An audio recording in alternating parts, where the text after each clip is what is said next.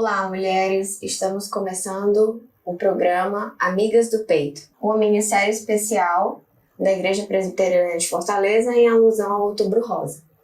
Mais uma pergunta inicial: vocês sabem o que significa o Outubro Rosa? O Outubro Rosa ele é um movimento internacional de conscientização para o controle do câncer de mama. Foi criado na década de 90 pela Fundação de Susan.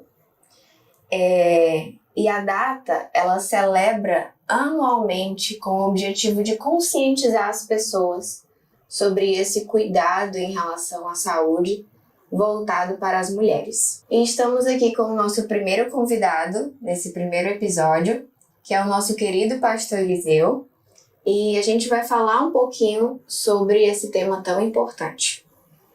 Pastor, uma pergunta importante, pastor: qual é o papel da igreja nessa conscientização do Outubro Rosa? A igreja tem a palavra de Deus, que é a nossa base, a base da nossa fé. E a gente repete que é a única regra de fé e prática. Então nós entendemos que a palavra de Deus, a Bíblia, tem as respostas que nós precisamos. Então nós estamos tratando aqui de um assunto que fere a saúde, né? É um assunto que ameaça a vida.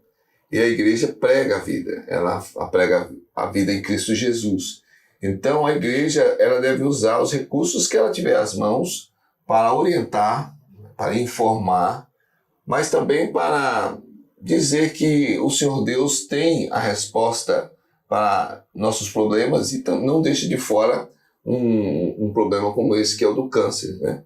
Então a igreja tem esse papel de não deixar, na verdade, a pessoa sozinha. E não é somente com relação aos seus membros, né, que vão ao culto, que vão participar de uma palestra e tal. Isso aqui é um recurso que a igreja usa, né, para fazer com que a sociedade ouça as orientações, seja consolado também com aquilo que nós temos da parte de Deus. E tem uma parte na Bíblia que nos fala, em 1 Coríntios 6, do 19 ao 20, que o nosso corpo ele é templo e morada do Espírito Santo. Como é que esse princípio bíblico ele pode ser aplicado dentro dessa perspectiva de conscientização? Essa é uma visão do apóstolo Paulo que traz muita responsabilidade sobre a gente, né? Então vamos fazer uma revisão, né, rápida. Deus criou o homem à sua imagem e semelhança, fez Adão, fez Eva, e tudo era perfeito. Tudo era perfeito, tudo era bom, como Deus mesmo dizia. Mas com o pecado entrando no mundo, alterou tudo. A mulher recebe da parte de Deus essa palavra pesada: vai passar a ter dores. Adão passa a sofrer, ele trabalhava antes, mas sem sofrimento, agora ele passa a sofrer. Então a raça humana trouxe para si esse peso do pecado, e o corpo começou a sofrer com isso. Então Jesus Cristo veio como Salvador para resgatar, restaurar aquilo que originalmente estava na vontade do Pai. Então não somos perfeitos, mas nós somos aperfeiçoados através do conhecimento de Cristo Jesus. E aí Paulo então, ele olha para essa realidade e diz: olha, vocês são templos do Espírito Santo. Então, aquele corpo carregado de maldição por causa do peso do pecado, da desobediência, passa a ter em Jesus essa restauração. E aí, a visão que ele passa, tanto era para judeus como para não-judeus, né? Tinham os seus templos e cuidavam dos seus templos. Para o judeu, o templo de Jerusalém tinha lá todos os rituais e tudo nos seus detalhes cuidado, assim como os outros templos de outros deuses. Então ele usa essa palavra para dizer muito mais do que um templo de material. Nós somos o templo de Deus. Então todo cuidado, todo zelo deve ser trazido para este templo. Então para nós, o nosso corpo não são as nossas regras, né?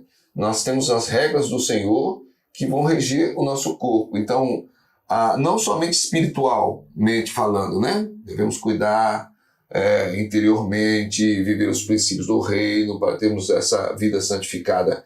Mas se é o templo, eu vou cuidar também da minha saúde, eu vou cuidar também até da minha aparência, né? É templo, e o templo deve estar sempre arrumado, bonito. Então nesse sentido que Paulo diz. E ele diz assim: isso ocorre porque Jesus comprou a gente daquela visão amaldiçoada. E aí esse templo agora é consagrado, né? Santificado. Então, aqueles que temem ao Senhor dedicam até o seu próprio corpo, né? Para expressar aí o seu temor a Deus. E como cristãos, a gente tem uma grande responsabilidade nisso, né?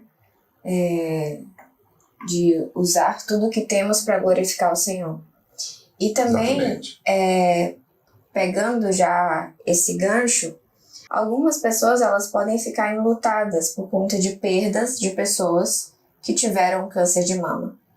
Então, como nós cristãos, nós igreja, podemos apoiar ou oferecer apoio a essas pessoas, tanto emocional quanto espiritual? Essa é uma pergunta bem difícil, um assunto bem difícil, né? Subjetivo. E eu parto do pressuposto da fé. A pessoa ela precisa ter fé e confiança em Deus para acreditar nessa soberania de Deus. Então é lógico que nós lutamos. Então quando alguém perde alguém, principalmente para o câncer, a responsabilidade do crente eu creio que é o mínimo de falar, sabe? Porque às vezes você vai falar. Nós temos um texto na palavra de Deus, Romanos 8:28, que diz que nós sabemos que todas as coisas cooperam para o bem daqueles que amam a Deus. Mas quando você vai chegar para uma pessoa que perdeu alguém e vai dizer isso num contexto em que ela não pode entender, ela pode se revoltar. Então, quem crê realmente, quem teme a Deus, não vai duvidar a respeito da vontade dele, que é melhor que a nossa vontade, né? Então eu creio que no primeiro momento Jesus Cristo tem que ser apresentado como aquele que morreu em nosso lugar. E ele passou por essa luta, né? No jardim do Getsemane, ele chorou, ele suou sangue, né? Ele estava angustiado e ele diz para os discípulos, angustiado de morte. Ele estava profundamente esgotado ali, né? Psicologicamente, emocionalmente, espiritualmente, e ele chega a pedir ao Pai, se fosse possível, trocar o plano, vamos dizer assim, né? Passa de mim esse cálice. Só que na humanidade de Jesus, ele está nos ensinando como é que nós nos curvamos diante da soberania de Deus. Porque ele expressa a sua vontade, mas diz, contudo, faça-se a tua vontade. Então, quando tem alguém com câncer, nós oramos, eu oro, quem está me assistindo, vê aqui na igreja, eu oro acreditando na cura. E já acompanhamos curas de alguns, mas outros não. Então eu creio que a gente ora para que a cura ocorra, mas se não ocorrer, Deus continua sendo Deus, né? E a palavra da consolação é exatamente nesse sentido. A soberania de Deus, ela não pode ser buscada com linguagem de injustiça, de erro, sabe? De falta de amor. A soberania de Deus é do Rei Todo-Poderoso que sabe que está no controle de todas as coisas. Mas para você se curvar a essa soberania, você precisa realmente crer e temer a Ele como Deus, conhecer a sua palavra. Então, o que a igreja precisa fazer é orar, confortar com a palavra, né? E em alguns casos, sabe, Juliana, falar o mínimo possível. Porque às vezes a pessoa quer o abraço, quer o ombro amigo para chorar, quer o ouvido para ouvir, de repente, né? Eu me lembro que eu fui uma vez para fazer um ofício fúnebre e era uma garota de 19 anos que estava morta. E a mãe chorando, e chegou uma parente, sacudiu a mãe e falou, não chora, seja forte nesse momento. Aquilo me chocou muito. Eu era a pessoa seguinte, eu abracei a mulher e falei, chora, senhora. Porque esse é o momento da consolação, é uma perda.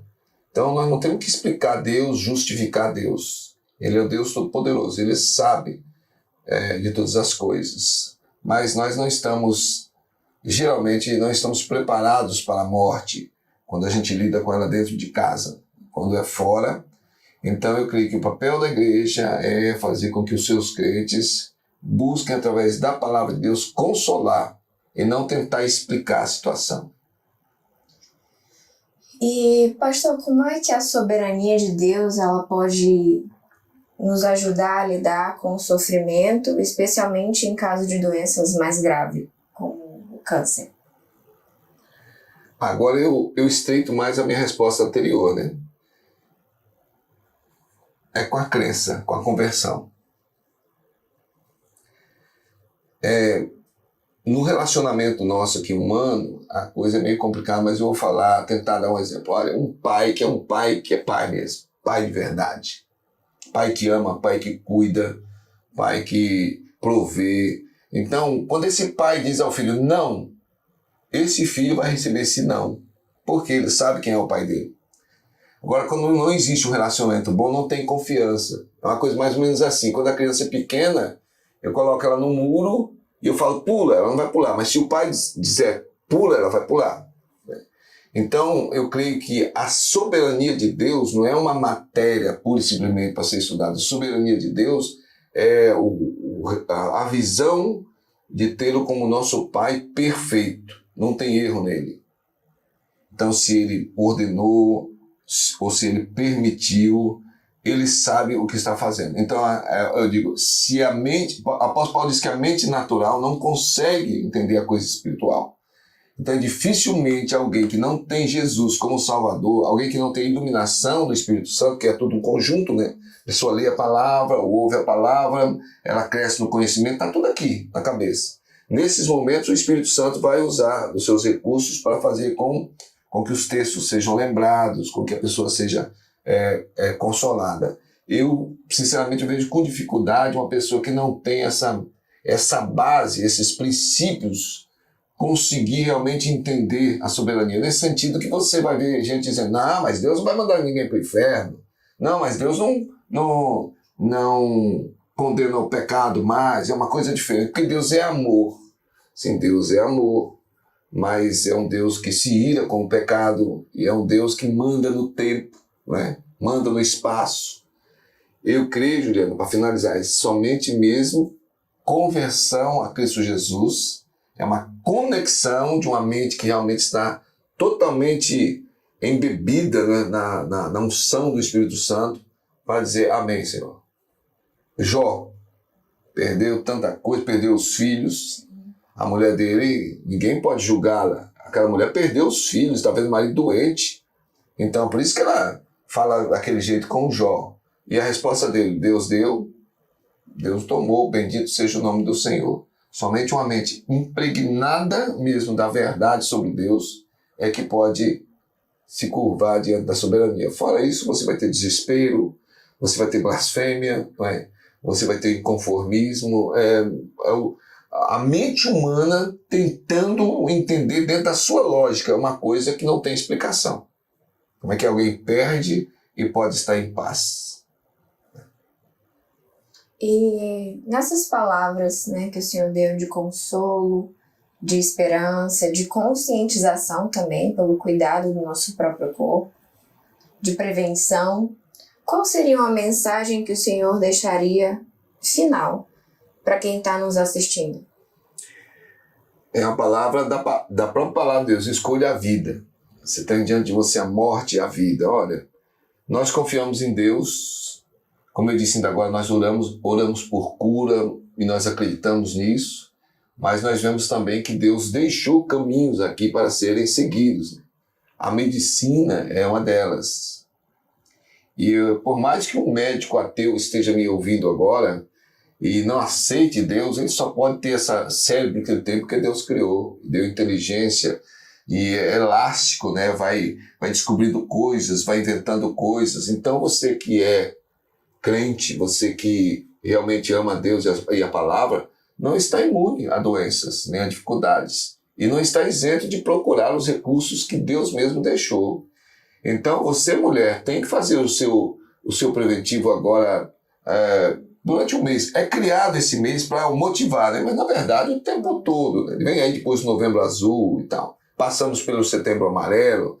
Então, são recursos que o próprio ser humano cria para motivar os outros, né? Então, mas se a gente for pensar bem, o crente mesmo, aquele que teme a palavra de Deus, deveria ser o primeiro a cuidar do templo do Espírito Santo, né? O santuário de Deus, que é o corpo e a saúde. Então, a minha palavra é essa: ame a Deus de todo o seu coração, confie nele, na sua soberania, mas use a sabedoria que Deus deixou, o conhecimento, para cuidar da sua saúde, para cuidar do seu corpo, porque ele não pertence a você totalmente, né? Ele é de Deus.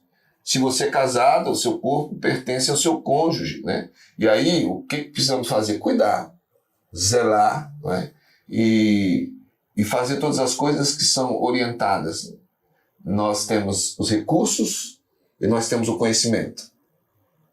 Mas se a gente não usar a sabedoria, recursos não serão usados, né? Fica só na base do conhecimento.